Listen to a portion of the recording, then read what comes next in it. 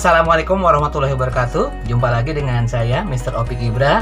Kali ini saya akan menjelaskan materi pelajaran IPS kelas 7 semester ganjil terkait submateri dinamika kependudukan di Indonesia.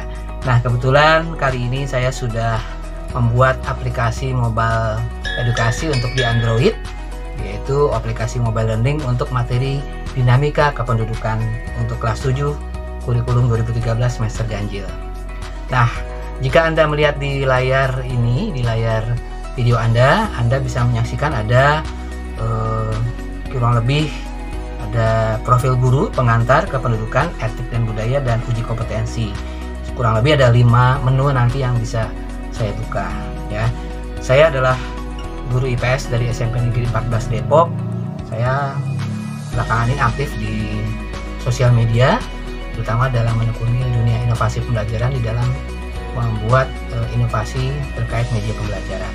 Nah, kembali ke menu utama, bahwa saya hari ini akan menjelaskan tentang materi pelajaran IPS kelas 7 semester ganjil, terutama tentang submateri dinamika kependudukan. Nah, jika Anda melihat di layar di sini, di layar mobile learningnya, di sini tertulis di pengantar bahwa Indonesia adalah negara kepulauan dengan potensi sumber daya manusia yang sangat besar. Jumlah penduduk yang tinggal di Indonesia mencapai 256 juta jiwa, itu menurut data daripada World Population Data Sheet PPDS tahun 2015.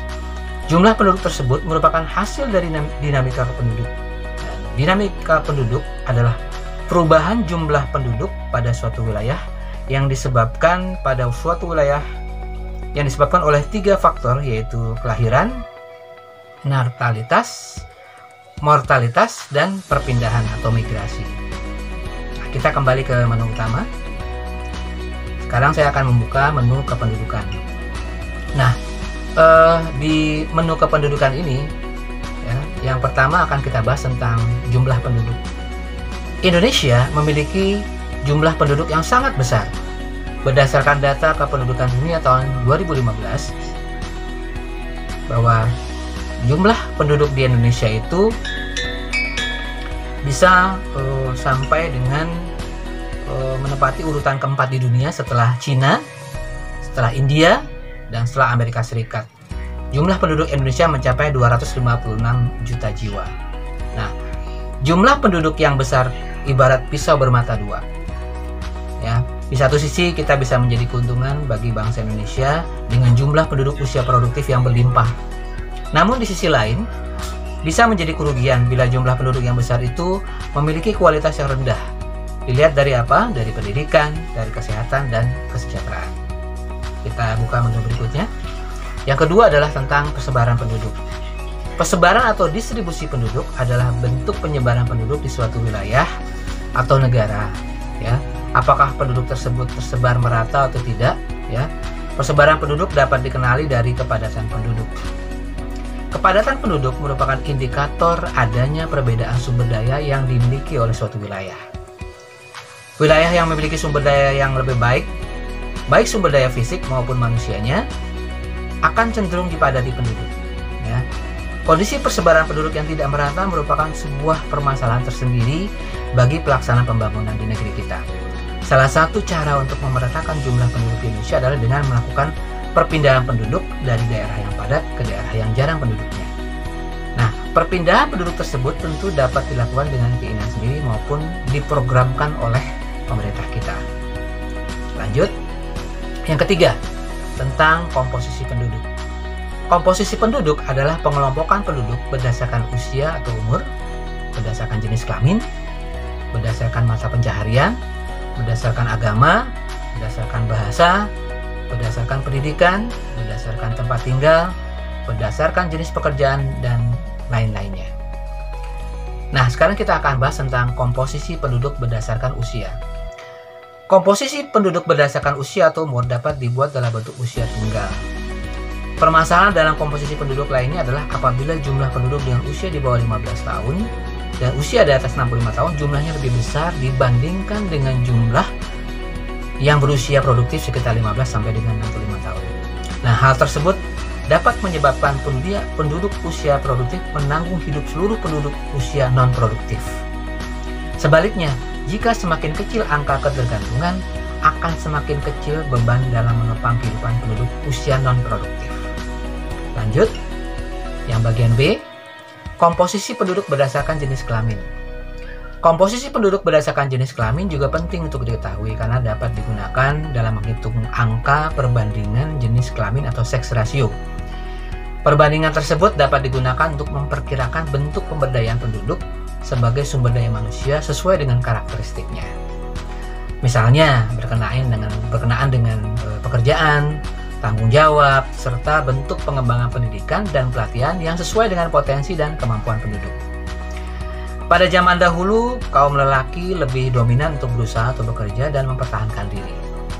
Setelah teknologi berkembang dengan cepat dan modern, sesuai pula dengan prinsip emansipasi wanita, ternyata hampir semua jenis pekerjaan yang biasa dikerjakan oleh kaum laki-laki juga sekarang ini dapat dikerjakan oleh kaum perempuan. Lanjut, yang keempat, pertumbuhan dan kualitas penduduk.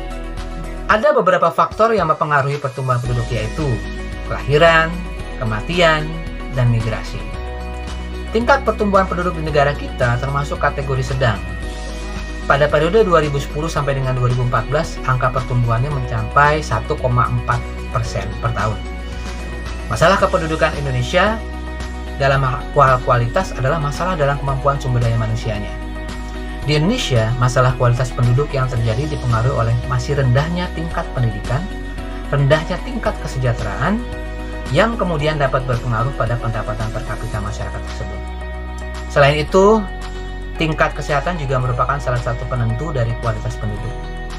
Tingkat kesehatan penduduk merupakan salah satu faktor yang menunjang keberhasilan pembangunan. Mata pencaharian merupakan salah satu dari beberapa tolok ukur kualitas penduduk. Mayoritas penduduk Indonesia bermata pencaharian sebagai petani. Nah, materi selanjutnya adalah kita akan bahas tentang keragaman etnik dan budaya di Indonesia. Suku bangsa sering juga disebut dengan etnik. Nah, ciri-ciri suku bangsa memiliki kesamaan kebudayaan, bahasa, adat istiadat, dan nenek moyang. Kita lanjut lagi. Ini aplikasinya saya buka lagi ya. Nah, ciri-ciri mendasar yang membedakan suku bangsa satu dengan lainnya antara lain bahasa daerah, adat istiadat, sistem kekerabatan, kesenian, daerah, dan tempat asal. Menurut penelitian Badan Pusat Statistik yang dilaksanakan tahun 2010 di Indonesia terdapat 1.128 suku bangsa. Kehidupan sosial budaya masyarakat Indonesia sangat beragam. Keragaman tersebut dipengaruhi faktor lingkungan. Keragaman bangsa Indonesia tampak pula dalam seni sebagai hasil kebudayaan daerah di Indonesia, misalnya dalam bentuk tarian dan nyanyian. Keragaman budaya tersebut dapat diketahui melalui bentuk-bentuk pakaian adat, lagu daerah, tarian daerah, rumah adat, upacara adat, dan lain sebagainya. Nah, berikut ini di layar Anda bisa saksikan ada tabel tentang rumah adat. Ya, ada dua kolom, yaitu kolom nama daerah dan nama rumah adat. Di situ mulai dari paling atas ada daerah Nanggro Aceh Darussalam dengan nama rumah adatnya Krombade. Kalau Yogyakarta, rumah Joglo, Sumatera Barat, rumah Gadang, Bali, rumah adat Gapura, Candi Bentar, Papua, rumah adat Honai, dan wilayah-wilayah lainnya di Indonesia. Kita lanjut lagi. Yang kedua adalah pakaian adat. Berikut adalah dua contoh pakaian adat dari daerah di Indonesia. Nah, kalau Anda lihat di layar di sini adalah pakaian adat tradisional Biliu ya, dan Makuta dari Sulawesi Tengah, dan pakaian adat tradisional Ngambe dari Gorontalo. Kemudian tarian daerah. Ini adalah contoh gambaran tarian daerah ya, tari Sedati dari Aceh dan tari dari Bali ya, tari dari Bali. Nah, selesai bahasan kita, dan di bagian akhir di aplikasi mobile learning ini tentang dinamika kependudukan, saya sudah menyiapkan tombol uji kompetensi. Nah, ini ada 10 soal pilihan ganda. Jika Anda melihat di sini sudah siap mengikuti uji kompetensi, siap, kita klik siap. Nah, di sini nanti siswa bisa berlatih mengerjakan 10 soal berdasarkan materi yang barusan saja sudah saya bahas. Nah, ini saya akan asal saja untuk mengetik ya, supaya tidak terbuka semua kunci jawabannya. Kita lihat di sini. Nah, ini kebetulan salah. Nah, kemudian nama rumah adat di Sumatera Barat adalah, nah ini saya pilih B. Soal selanjutnya, komposisi penduduk berdasarkan jenis kelamin penting untuk diketahui karena dapat digunakan dalam bentuk angka perbandingan. Nah, ini seperti ini jawabannya. Kita lanjut. Nah, permasalahan dalam komposisi penduduk salah satunya apabila jumlah penduduk dengan usia di bawah 15 tahun dan usia di atas 65 tahun jumlahnya lebih besar dibandingkan dengan yang usia produktif. Nah, kita pilih yang B. Struktur penduduk Indonesia lebih banyak pada penduduk usia muda. Hal ini sebagai akibat dari masih tingginya angka kelahiran. Ya. Kita lanjut lagi. Dinamika penduduk adalah perubahan jumlah penduduk pada suatu wilayah yang disebabkan oleh faktor-faktor. Nah, ini kita coba bilangnya ini. Ya. Lanjut. Beberapa daerah di Indonesia penduduknya masih sangat sedikit atau masih kekurangan jumlah penduduk, underpopulation. Contohnya daerah yang memiliki kepadatan penduduk rata-rata hanya 4 jiwa per kilometer. Ini ada di daerah mana? Ya, kita pilih aja ini. Ya. Kemudian soal nomor 8, pengelompokan penduduk berdasarkan usia, umur, jenis kelamin, mata pelajaran, agama, bahasa, pendidikan, tempat tinggal, jenis pekerjaan, dan lain-lain disebut dengan ya komposisi penduduk. Soal nomor 9, ini ada gambar rumah adat dari Aceh yang disebut dengan apa tadi? Ya, betul. Korongbade. Lanjut soal terakhir, ciri-ciri mendasar yang membedakan suku bangsa satu dengan lainnya adalah, nah pilihannya adalah yang D. Nah, kita lanjut. Oke. Salah satu benar 9, nilainya 90. Oke, jika Anda ingin mengulangi tes, tinggal klik ulangi tes, atau ingin membuka materi, tinggal klik garis yang tadi itu. Ada kependudukan, etik budaya maupun uji kompetensi termasuk juga pengantar. Demikian materi video pembelajaran kali ini yang terkait dengan dinamika kependudukan. Semoga bermanfaat bagi Anda semua. Terima kasih. Assalamualaikum warahmatullahi wabarakatuh. Tetap semangat.